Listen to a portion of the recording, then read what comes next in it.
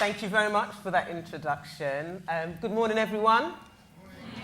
So my name's Francois. I'll be doing the keynote speech today. Obviously, being a performer, I won't really be standing behind the lectern. It just feels a bit, oppressive. And my speech is a mix of speech and poetry and performance, and is about how much art has impacted on my life. Art is not to be laughed at. It is not to be sniffed at. It should be accessible to all, not only just to those who can afford it. It should not be elitist. It should not be a locked door. It should not be a glass ceiling. It should not be a do not enter sign. Art has the ability to sneak into the poorest of homes, to infiltrate the most unreachable child, to impact on those who everyone else has thrown away. It has the ability to open closed eyes, clean out bunged up ears, improve life chances, expose the unexposed, level the playing field. Creativity is not a given. It must be fought for, sweated for, crafted for. It cannot be begged, borrowed, bought, or stolen. For me, I guess it started young, this love affair with arts.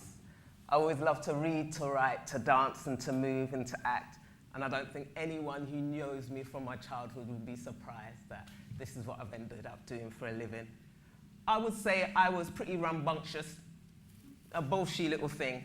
The kind of youngster who bounced off walls with endless, unstoppable energy.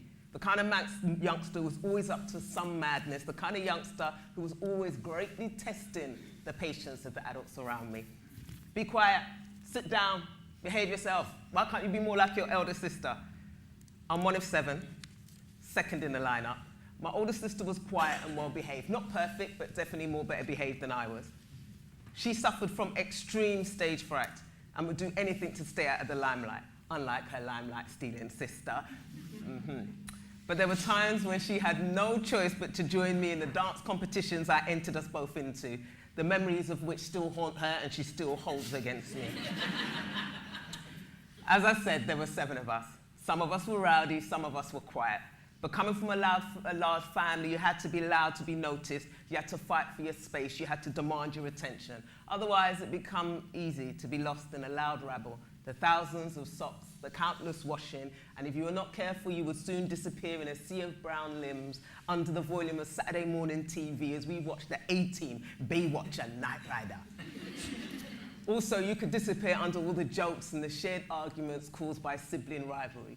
If you were too slow, you missed out on the best dumplings or the tastiest freshly baked bread Mum gently pulled out of the oven, which should all sit there watching, waiting patiently to eat. Wallflowers did not prosper in my house. There was a constant movement and constant noise. I remember the noise. In fact, if you wanted peace, you'd have to lock yourself away in the upstairs bathroom. But there would always be some little one saying, please let me in, if you don't let me in, I'm going to wet myself. But you didn't pay any attention because you knew there was another toilet downstairs. Libraries were a place of mystery and intrigue and adventure and an escape. The Worst Witch, Willy Molly Mandy, Tintin, The Lion, the Witch and the Wardrobe, The Lord of the Rings. I greedily devoured them all like delicious Black Forest gâteau and drank in all the richness as if thirstily gulping a long, cool glass of sarsaparilla. The tall tales, the cities, the countries, the fantasies, allowed it all to wash waterfall over me. I wrote my own versions, placing black characters where there were none, placing girls where there were none. I would hide underneath my covers, torch in hand, unable to sleep, feverish with excitement at finishing off another novel. The bigger the book, the better. More of a challenge, more to read, more to learn. I was so into books, I was known to walk along the road with my head stuck in the pages, and yes, I had a few accidents with lampposts. I kept diaries detailing my teen life. My diary was called Dear Kevin. Dear Kevin, I saw Jason today. What do I have to do to get Jason to notice me? I would also carry a notebook around, constantly scribbling away and documenting life. I, as far as I was concerned, was going to be the youngest, most successful novelist ever. But dance was my true, real, great first love. Any reason to move, I moved, and I was always annoying my siblings, taking up way too much space in the living room as I practiced the splits. Watching Bianca and Ricky on the television. Back then, it was all about Madonna, Michael and Janet Jackson, and yes, how I studied those moves.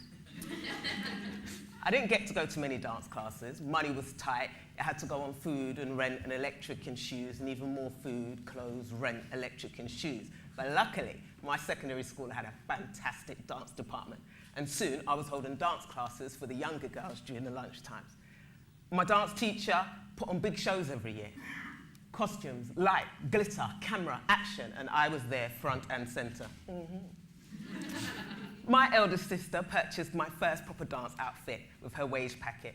Back then, it was all lycra, lycra, lycra. Lycra bra tops, the tiniest of lycra briefs worn over your lycra leggings. The brighter the color, the better. What could I say? I was young, fit, fearless, and obviously shameless too. Dance was soothing, quiet, expressive, a way to connect with my body, which always seemed to be doing the wrong thing. It was meditative, emotional. What my mouth could not say, my limbs, my eyes, my face would. It calmed, focused, inspired, connected me to others, as well as a welcome solo experience. I think back to my old dance teacher and how much faith she had in me, how she refused to write me off when so many other teachers did, who knew dance and sport was a way for me to let go of all of that pent-up energy. Her office was my sanctity. I would often hide in there when other teachers were on the warpath. And then came my teenage savior, the drama youth group that took me off the estate that I grew up in. The estate I grew up in, West Kent, was a so-called sin bin. It was the type of place, if you didn't know it, you had good reason to be scared. Pizza delivery services refused to deliver. It was the type of place where everyone knew their local shopkeeper, the laundry owner, the lollipop men, and even the dustbin men. And it was a mecca that called to kids from the surrounding areas. Why? Because the Thaxton Adventure Playground with rickety towers that swayed in the wind and a BMX track that ran along the outside. It was a place of first loves, broken hearts and lifelong scars. It was our mini universe, filled with wooden swings. And if you were unlucky enough to be the kid at the bottom, you held on for dear life as a multitude of fingers, elbows, knees threatened to snap limbs already strained to breaking point. There were 3 types of houses. 4 large concrete centurions over 10 feet tall. The houses with gardens, if you were lucky, or the masonettes. The 7 of us kids all grew up in a 4-bedroom masonette. Somehow we all managed to squeeze in.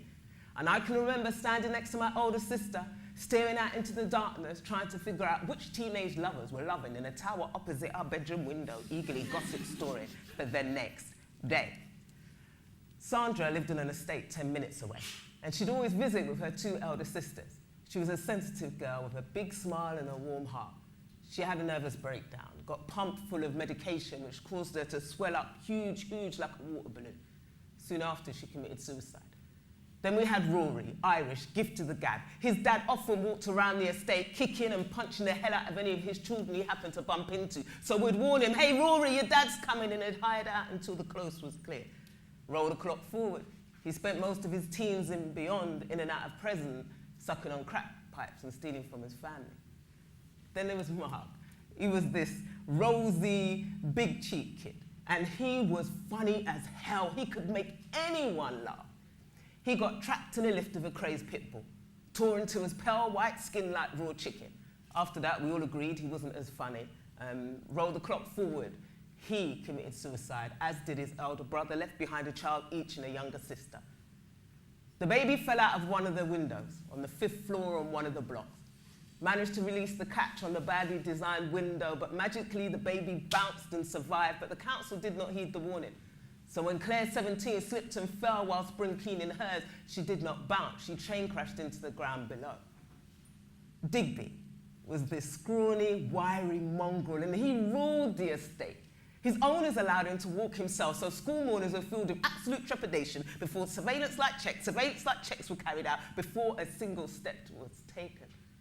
Those were the days when my elder sister and I would dance and sing along to her Motown tunes. Sam Cooke, Benny King and Diana Ross, microphone, hairbrush in hand. Stand by me, whoa, stand by me. Mum shouting upstairs, "Alia, will you please keep the noise down?" That's when all 7 of us all lived in the same house, not scattered across the globe. We slept under one roof and rose as one large entity. And if you messed with one of us, you messed with us all. That was before Thaxton Adventure Playground was broken down to build new flats. That was when innocence reigned, before reality, disability, mental illness, suicide, and drug addiction hit. When us estate kids were full of kiddie confidence and nothing could hurt, harm, or defeat us. So that was my estate life. And then something important happened. Facilitators from a local youth club called Common Stock visited this estate. And they recruited us, hanging out on the roadside, nothing better to do, might as well give this drama thing a go kind of kids. It was a whole different world. Improv games, new friends, performances, a starring role in The Crucible as Abigail, where I threw myself in heart, body, and soul. Maybe a little bit too enthusiastic, but you know, that's just me. I ran away with those drama classes. I could be someone else, laugh, joke, jump out of my world, jump out of my body, be whoever the hell I wanted to be. I wasn't one of seven.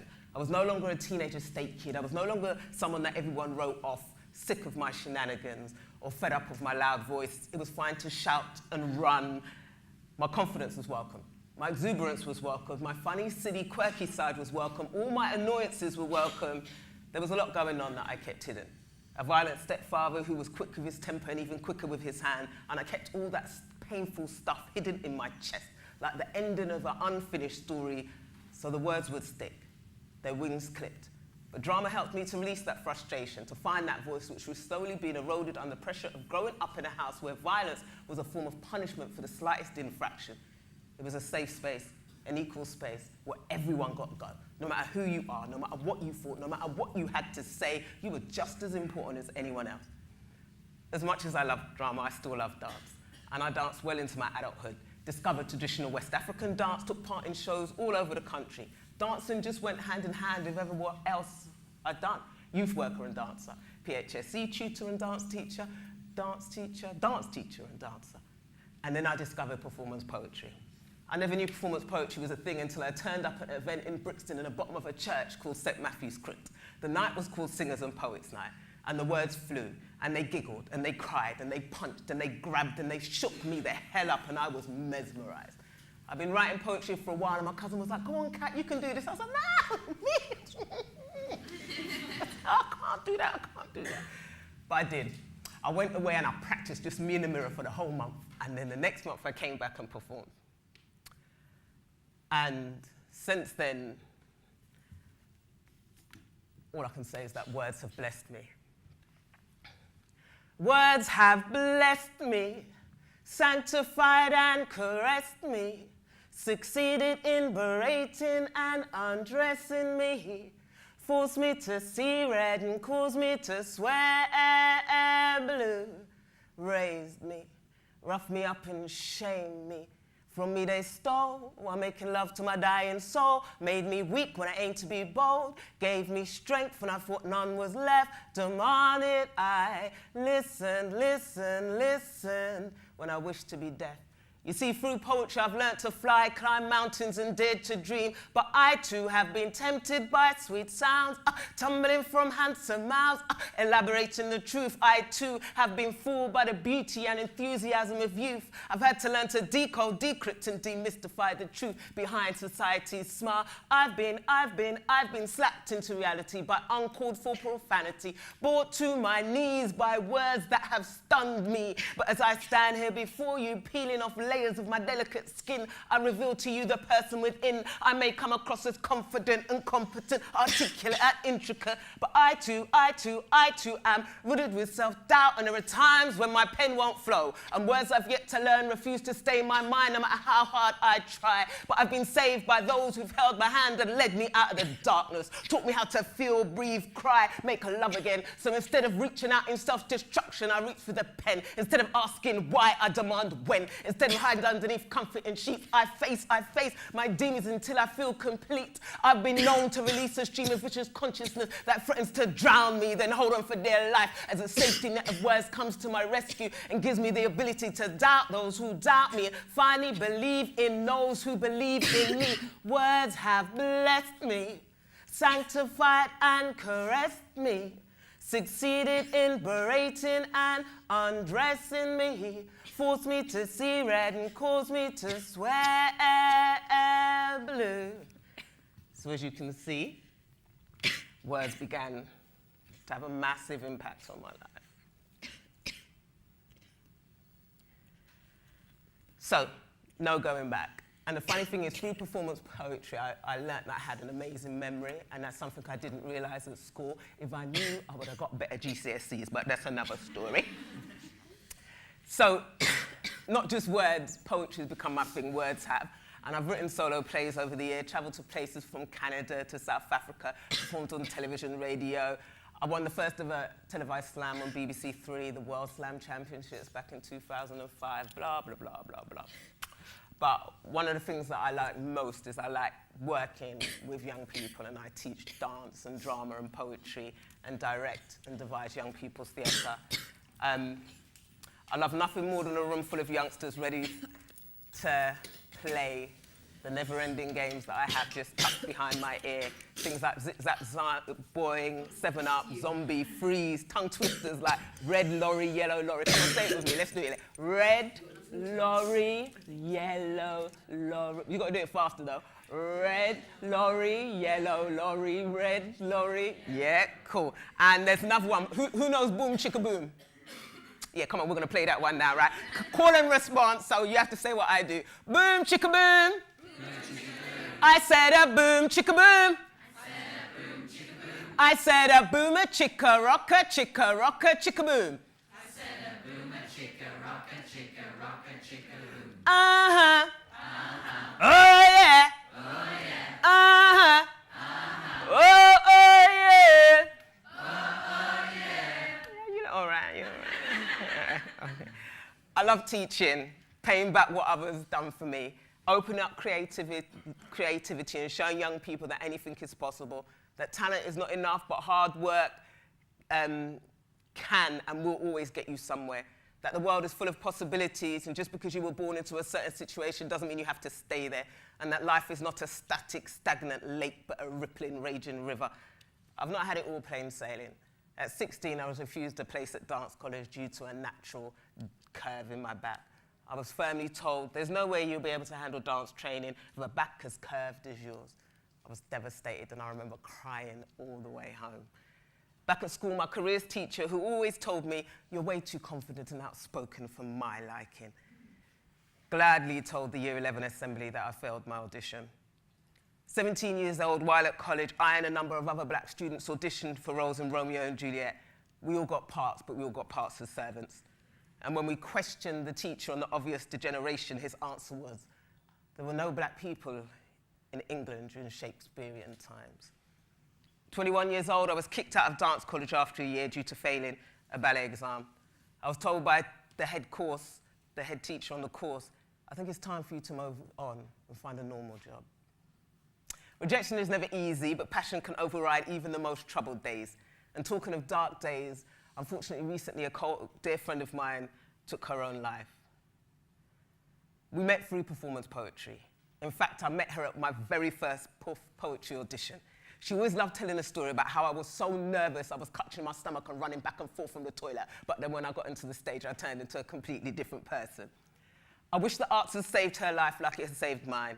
I wish she could have found salvation in words, in movement, in putting pen or pencil to a piece of paper. I wish she could have found solace in the quiet rather than the pain. I wish her mother had not died when she was 6 years old. I wish her and her two sisters had not been raised in a children's home. I wish she'd met a bouncy, positive dance teacher at school like I had. I wish she knew the joy of dancing with others. I wished her school had recognized her talents and pushed her hard to pursue them. I wished an enthusiastic drama tutor had turned up at her children's home where she lived and convinced her to join his drama group, a group which would turn into a place of sanctity. I wish she found a way to get the inside outside, the demons into the light, allow the unspeakable to be spoken. I wish she'd had a chance to travel the country, travel the world, to hear the loud, addictive clap of an enthusiastic audience, to hold those watching you in complete awe, to stand in tears while receiving a standing ovation, to feel the heat of the light on your face as you walk onto a stage and feel as if you own it, to do something so grounding and rewarding. You know this is what you were born to do, and there is no other place you would rather be or job you would rather do. I wish you'd known the absolute terror of stage fright, that horrible feeling in the pit of your stomach which disappears as soon as it all starts. I wish she could have diluted the mental poison and transformed it into something tangible we could all see, read, touch. Something she could have vomited out into a book about her life, the book she always said she was going to write. I wish everyone had the chances I had, and then ultimately in finding the arts, find the ability to climb out of whatever hole they're in. I cannot express what the arts have done for me, but I have one last poem that will finish it off. I'm a poetry addict, and I'm proud to say I've given myself freely to what I believe in, stripped down naked in front of many so they could see beneath the clothes, beneath the skin, to the many disguises that live within. I've allowed strangers within my personal space to taste the cat philosophy, which is sometimes catalysmic or a catastrophe, depending on my mood, calmly caressing or verbal calligraphy. I perform for need, I perform for greed, I perform for love, for lust, and just so I can breathe. I've spent years giving away my words, the heartfelt thoughts, feelings and emotions that make up my poetry, putting on display my idiosyncrasy for all to see, giving up my soul to people I've never seen, drawing pictures in once closed minds, taking them on a journey that was mine to find. I've exposed my femininity, revealed my humanity for all to criticize and plagiarize, and I've been a slave to my art just so I could be heard, just so my words could be planted into the hearts of many, and I take no prisoners, least of all me, and I am my harshest critic. Why? Because I can easily remember being labelled, written off, treated as a lost cause, told as outspoken and too confident. Who, me? Well, I earned a right to a place on this stage. I earned a right to take the pen off the page. So to all those who doubted me, wrote me off as useless, even during my darkest moments, I believe, because I am that child who crawled their way out of the blossomless hole, blossomed and grew, even though they were told there was nowhere to go or grow. And I'm addicted to this. I'm not afraid because my mind offers me all the protection that I need. Come, and I will open myself wide as only a performer can, allow you, my audience, within the confines of my mentality to sink into my most deepest, darkest fantasies. Bear witness as what I create starts to breed as I plant a linguistic seed. Come for one small moment if you dare, and I promise, I will set you free, because I perform for need, I perform for greed, I perform for love, for lust, for love, and just so I can breathe.